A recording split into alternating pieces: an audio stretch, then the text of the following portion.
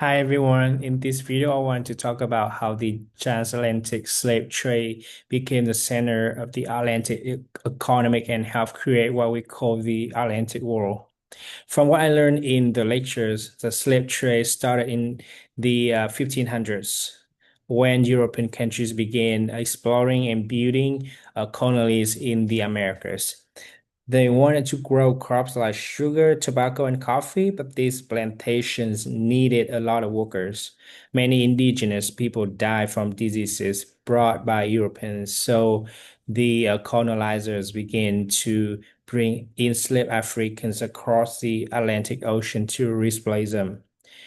This became part of the triangular trade. Ships from Europe brought goods and guns and cloth to Africa, traded them for enslaved people, then took those people to the Americas through the Middle Passage, a dangerous and deadly journey. The enslaved people were forced to work on plantations, and the products they made, like sugar and tobacco, were shipped back to Europe. This circle created huge profit for Europe and became the heart of the Atlantic economy. The slave trade was also part of Columbian exchange, which connected Europe, Africa, and Americas through goods, food, and culture, along with the crops and animals. And people and traditions also move across the ocean.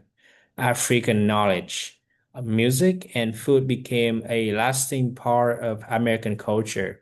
Even though the slave trade caused terrible suffering, it also shows how the Atlantic world was built through connection, trade, and power. The system helped create the first global economy, but it came at very high human cost. By studying it, we can better understand how the modern world began and remember the people who suffered to build it.